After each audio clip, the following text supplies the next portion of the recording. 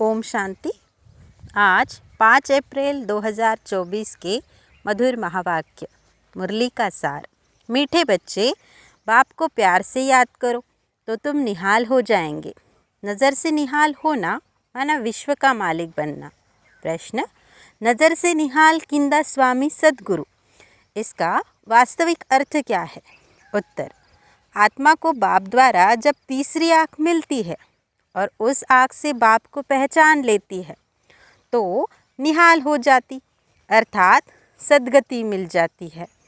बाबा कहते, बच्चे देही अभिमानी बन तुम मेरे से नज़र लगाओ, अर्थात मुझे याद करो, और संग तोड़ एक मेरे संग जोड़ो तो बेहाल अर्थात कंगाल से निहाल अर्थात साहूकार बन जाएंगे। ओम शांति। मीठे मीठे रूहानी बच्चे किसके पास आते हैं? रूहानी बाप के पास। समझते हो हम शिव बाबा के पास जाते हैं, यह भी जानते हैं शिव बाबा सब आत्माओं का बाप है। यह भी बच्चों को निश्चय चाहिए कि वह सुप्रीम टीचर भी है तो सुप्रीम गुरु भी है। सुप्रीम को परम कहा जाता है, उस एक को ही याद करना है। नज़र से नज़र मिलाते हैं। गायन है नज़र से निहाल किंदा स्वामी सद्गुरु। उनका अर्थ चाहिए। नज़र से निहाल किसको? ज़रूर सारी दुनिया के लिए कहेंगे, क्योंकि सर्व का सद्गति दाता है, सर्व को इस पतित दुनिया से ले जाने वाला है। अब नज़र किसकी? क्या यह आँखें? नहीं, तीसरी आँख मिलती है ज्ञान की, जिससे आत्मा जानती है यह हम सभी आत्माओं का बाप है। बाप आत्माओं को राय देते हैं कि मुझे याद करो। बाप आत्माओं को समझाते हैं, आत्माएं ही पतित तमोप्रधान बनी है। अब यह तुम्हारा 84वां जन्म है। यह नाटक पूरा होता है, पूरा होना भी चाहिए ज़रूर। हर कल्प पुरानी दुनिया से नई बनती है, नई सो फिर पुरानी होती है। नाम भी अलग है। नई दुनिया का नाम है सतयुग। बाप ने समझाया है, पहले तुम सतयुग में थे, फिर पुनर्जन्म लेते 84 जन्म बिताए। अब तुम्हारी आत्मा तमोप्रधान बन गई है। बाप को याद करेंगे तो निहाल हो जाएंगे। बाप सम्मुख कहते हैं, मुझे याद करो। मैं कौन? परमपिता परमात्मा। बाप कहते हैं, बच्चे देही अभिमानी बनो। देह अभिमानी नहीं बनो, आत्मा अभिमानी बन तुम मेरे में नज़र लगाओ तो तुम निहाल हो जाएंगे। बाप को याद करते रहो, इसमें कोई तकलीफ़ नहीं। आत्मा ही पढ़ती है, पाठ बजाती है। कितनी छोटी है। जब यहाँ आते हैं तो 84 जन्मों का पाठ बजाते हैं, फिर वही पाठ रिपीट करना है। 84 जन्मों का पाठ बजाते आत्मा पतित बन पड़ी है। अब आत्मा में कुछ भी दम नहीं रहा है। अब आत्मा निहाल नहीं, बेहाल अर्थात कंगाल है। फिर निहाल कैसे बने? यह अक्षर भक्ति मार्ग के है, जिस पर बाप समझाते हैं। वेद शास्त्र चित्रों आदि पर भी समझाते हैं। तुमने यह चित्र श्रीमत पर बनाए हैं, आसुरी मत पर तो अनेक ढेर के ढेर चित्र बनाए हैं। उनका कोई ऑक्यूपेशन नहीं। यहाँ तो बाप आकर बच्चों को पढ़ाते हैं। भगवान वाच है तो उनकी नॉलेज हो गई। स्टूडेंट जानते हैं यह फलाना टीचर है। यहाँ तुम बच्चे जानते हो कि बेहद का बाप एक ही बार आकर ऐसी वंडरफुल पढ़ाई पढ़ाते हैं। इस पढ़ाई और उस पढ़ाई में रात दिन का फ़र्क है। वह पढ़ाई पढ़ते पढ़ते रात पड़ जाती है, इस पढ़ाई से दिन में चले जाते हैं। वह पढ़ाइयाँ तो जन्म जन्मांतर पढ़ते आए। इसमें तो बाप साफ बतलाते हैं कि आत्मा जब पवित्र होगी तब धारणा होगी। कहते हैं शेरनी का दूध सोने के बर्तन में ही ठहरता है। तुम बच्चे समझते हो, अब हम सोने का बर्तन बन रहे हैं। होंगे तो मनुष्य ही, परंतु आत्मा को संपूर्ण पवित्र बनना है। 24 कैरेट था, अभी 9 कैरेट हो गया है। आत्मा की ज्योति जो जगी हुई है थी, वह अब बुझ गई है। ज्योति जगी हुई और बुझी हुई वालों में भी फ़र्क है। ज्योति कैसे जगी और पद कैसे पाया, यह भी बाप समझाते हैं। बाप कहते हैं मुझे याद करो। जो अच्छी तरह याद करेंगे मैं भी उनको अच्छी तरह याद करूँगा। यह भी बच्चे जानते हैं। नज़र से निहाल करने वाला एक बाप ही स्वामी है। इनकी आत्मा भी निहाल होती है। तुम सब परवाने हो। क्षमा उनको कहते हैं। कोई परवाने सिर्फ फेरी पहनने आते हैं, कोई अच्छी तरह पहचान लेते हैं तो जीते जी मर जाते हैं। कोई फेरी पहन चले जाते हैं, फिर कभी कभी आते फिर चले जाते हैं। इस संगम का ही सारा गायन है। इस समय जो कुछ चलता है उनके ही शास्त्र बनते हैं। बाप एक ही बार आकर वर्षा देकर चले जाते हैं। बेहद का बाप ज़रूर बेहद का वर्षा देंगे। गायन भी है 21 पीढ़ी। सतयुग में वर्षा कौन देते हैं? भगवान। रचयिता ही आधा कल्प के लिए वर्षा देते हैं रचना को। याद भी सब उनको करते हैं। वह बाप भी है तो टीचर भी है, स्वामी सद्गुरु भी है। भल तुम और किसको भी स्वामी सद्गुरु कहते होंगे, परंतु सत एक ही बाप है। ट्रुथ हमेशा ही बाप को ही कहा जाता है। वह ट्रुथ क्या है? आकर कह करते हैं। वही पुरानी दुनिया को सचखंड बना देते हैं। सचखंड के लिए हम पुरुषार्थ कर रहे हैं। जब सचखंड था तो और सब खंड नहीं थे। यह सब पीछे आते हैं। सचखंड का किसको भी पता नहीं है। बाकी जो अब खंड है उनका तो सबको मालूम है। अपने अपने धर्म स्थापक को जानते हैं। बाकी सूर्यवंशी चंद्रवंशी इस संगमयुगी ब्राह्मण कुल को कोई जानते नहीं। प्रजापिता ब्रह्मा को मानते हैं। कहते हैं हम ब्राह्मण ब्रह्मा की औलाद है, परंतु वह है कुकवंशावली, तुम हो मुकवंशावली। वह है अपवित्र, तुम मुकवंशावली हो पवित्र। तुम मुकवंशावली बन फिर छीछी दुनिया रावण राज्य से चले जाते हो। वहाँ रावण राज्य होता नहीं। अब तुम चलते हो नई दुनिया में। उनको कहते हैं वाइसलेस वर्ड। वर्ड की नई और पुरानी होती है। कैसे होती है यह भी तुम जान गए हो। दूसरा तो कोई की बुद्धि में नहीं है। लाखों वर्ष की बात को कोई भी जान न सके। यह तो थोड़े समय की बात है। यह बाप बैठ बच्चों को समझाते हैं। बाप कहते हैं मैं आता ही तब हूँ जब खास भारत में धर्मग्लानि होती है। दूसरी जगह तो किसको पता ही नहीं कि निराकार परमात्मा क्या चीज़ है। बड़ा बड़ा लिंग बनाकर रख दिया है। बच्चों को समझाया है आत्मा का साइज कभी छोटा बड़ा नहीं होता। जैसे आत्मा अविनाशी है वैसे बाप भी अविनाशी है। वह है सुप्रीम आत्मा। सुप्रीम माना वह सदैव पवित्र और निर्विकारी है। तुम आत्माएं भी निर्विकारी थी, दुनिया भी निर्विकारी थी। उनको कहा जाता है संपूर्ण निर्विकारी।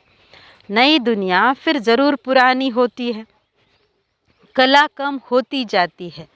2 कला कम चंद्रवंशी राज्य था, फिर दुनिया पुरानी बनती जाती है। पीछे और खंड आते जाते हैं। उनको कहा जाता है बाई प्लॉट, परंतु मिक्सअप हो जाते हैं। ड्रामा प्लान अनुसार जो कुछ होता है वह फिर रिपीट होगा। जैसे बुद्धियों का कोई बड़ा आया, कितनों को बौद्ध धर्म में ले गया, धर्म को बदला दिया। हिंदुओं ने अपना धर्म आपे ही बदला है, क्योंकि कर्म भ्रष्ट होने से धर्म भ्रष्ट भी हो पड़े है। वाम मार्ग में चले गए हैं। जगन्नाथ के मंदिर में भी भल गए होंगे, परंतु कोई का कुछ ख्याल नहीं चलता। खुद विकारी है तो उन्हों को भी विकारी दिखाया है। यह नहीं समझते कि देवताएं जब वाम मार्ग में गए हैं तब ऐसे बने हैं। उस समय के ही यह चित्र है। देवता नाम तो बड़ा अच्छा है। हिंदू तो हिंदुस्तान का नाम है, फिर अपने को हिंदू कह दिया है। कितनी भूल है। इसलिए बाप कहते हैं यदा यदा ही धर्मस्य। बाबा भारत में आते हैं, ऐसे तो नहीं कहते हैं। मैं हिंदुस्तान में आता हूँ। यह है भारत, हिंदुस्तान व हिंदू धर्म है नहीं। मुसलमानों ने हिंदुस्तान नाम रखा है, यह भी ड्रामा में नूंद है। अच्छी रीति समझना चाहिए, यह भी नॉलेज है। पुनर्जन्म लेते लेते वाम मार्ग में आते आते भ्रष्टाचारी बन पड़ते हैं। फिर उन्हों के आगे जाकर कहते हैं, आप संपूर्ण निर्विकारी हो, हम विकारी पापी है। और कोई खंड वाले ऐसे नहीं कहेंगे, हम नीच है अथवा हमारे में कोई गुण नहीं है। ऐसे कहते कभी सुना नहीं होगा। सिख लोग भी ग्रंथ के आगे बैठते हैं, परंतु ऐसे कभी नहीं कहते कि नानक तुम निर्विकारी हो, हम विकारी हैं। नानक पंथी कंगन लगाते हैं, वह है निर्विकारी पने की निशानी, परंतु विकार बिगर रह नहीं सकते हैं। झूठी निशानियां रख दी है। जैसे हिंदू लोग जनेऊ पहनते हैं, पवित्रता की निशानी है। आजकल तो धर्म को भी नहीं मानते। इस समय भक्ति मार्ग चल रहा है, उनको कहा जाता है भक्ति कल्ट। ज्ञान कल्ट सतयुग में है। सतयुग में देवताएं है संपूर्ण निर्विकारी।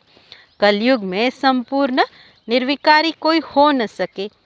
प्रवृत्ति मार्ग वालों की स्थापना तो बाप ही करते हैं, बाकी सब गुरु है निवृत्ति मार्ग वाले। उनसे उन्हों का जोर जास्ती हो गया है। बाप कहते हैं, ये जो कुछ तुमने पढ़ा है उनसे मैं नहीं मिलता हूँ। मैं जब आता हूँ तो सबको नज़र से निहाल कर देता हूँ। गायन भी है नज़र से निहाल किंदा स्वामी सद्गुरु। यहाँ तुम क्यों आए हो? निहाल बनने, विश्व का मालिक बनने। बाप को याद करो तो निहाल बन जाएंगे। ऐसे कभी कोई कहेंगे नहीं कि ऐसा करने से तुम यह बन जाएंगे। बाप ही कहते हैं तुमको यह बनना है। यह लक्ष्मी नारायण कैसे बने कोई को मालूम नहीं। तुम बच्चों को बाप सब कुछ बताते हैं। यही 84 जन्म ले पतित बने, फिर तुमको यह बनाने आया हूँ। बाप अपना परिचय भी देते हैं तो नज़र से निहाल भी करते हैं। यह किसके लिए कहते हैं? एक सद्गुरु के लिए। वह गुरु लोग तो ढेर है और माताएं अबलाएं है भोली। तुम सब भी भोलेनाथ के बच्चे हो। शंकर के लिए कहा जाता है, आँख खोली विनाश हो गया। यह भी पाप हो जाए। बाप कभी ऐसे काम के लिए डायरेक्शन नहीं देते हैं। विनाश तो कोई और चीज़ों से होगा ना। बाप ऐसे डायरेक्शन नहीं देते। यह तो सब साइंस निकालते रहते हैं। समझते हैं हम अपने कुल का आपे ही विनाश करते हैं। वह भी बांधे हुए है, छोड़ नहीं सकते। नाम कितना होता है, मून में जाते हैं, परंतु फ़ायदा कुछ भी नहीं। मीठे मीठे बच्चे, तुम भी बाप से नज़र लगाओ अथवा हे आत्मा अपने बाप को याद करो तो निहाल हो जाएंगे। बाबा कहते हैं, जो मुझे याद करते हैं, मेरे लिए सर्विस करते हैं, मैं भी उनको याद करता हूँ तो उनको बल मिलता है। तुम यहाँ सब बैठे हो, जो निहाल हो जाएंगे वही राजा बनेंगे। गायन भी है और संग तोड़ एक संग जोड़ू। एक ही निराकार, आत्मा भी निराकार है। बाप कहते हैं मुझे याद करो। तुम खुद कहते हो हे पतित पावन। यह किसको कहा? ब्रह्मा को, विष्णु को, शंकर को नहीं। पतित पावन तो एक है, वह सदैव पावन ही है। उनको कहा जाता है सर्वशक्तिमान। बाप ही सृष्टि के आदि मध्य अंत की नॉलेज सुनाते हैं और सब शास्त्रों को जानते हैं। वह सन्यासी शास्त्र आदि पढ़कर टाइटल देते हैं। बाप को तो पहले ही टाइटल मिला हुआ है, उनको पढ़कर थोड़ी ही लेना है। अच्छा, मीठे मीठे सिकिलदे बच्चों प्रति माता पिता बाप दादा का याद प्यार और गुड मॉर्निंग। रूहानी बाप की रूहानी बच्चों को नमस्ते। आज के मुरली में धारणा के लिए मुख्य सार। पहला, क्षमा पर जीते जी मरने वाला परवाना बनना है, सिर्फ फेरी लगाने वाला नहीं। ईश्वरीय पढ़ाई को धारण करने के लिए बुद्धि को संपूर्ण पावन बनाना है। दूसरा, और सब संग तोड़ एक बाप के संग में रहना है, एक की याद से स्वयं को निहाल करना है। आज के मुरली में वरदान, दिल की महसूसता से दिलाराम की आशीर्वाद प्राप्त करने वाले स्वपरिवर्तक भव। स्पष्टीकरण, स्व को परिवर्तन करने के लिए दो बातों की महसूसता सच्चे दिल से चाहिए। एक, अपनी कमजोरी की महसूसता। दूसरा, जो परिस्थिति व व्यक्ति निमित्त बनते हैं उनकी इच्छा और उनके मन की भावना की महसूसता। परिस्थिति के पेपर के कारण को जान स्वयं को पास होने के श्रेष्ठ स्वरूप की महसूसता हो कि स्वस्थिति श्रेष्ठ है, परिस्थिति पेपर है। यह महसूसता सहज परिवर्तन करा लेगी और सच्चे दिल से महसूस किया तो दिलाराम की आशीर्वाद प्राप्त होगी। आज के मुरली में स्लोगन, वारिस वह है जो एवर रेडी बन हर कार्य में जी हजूर हाजिर कहता है। अच्छा, ओम शांति।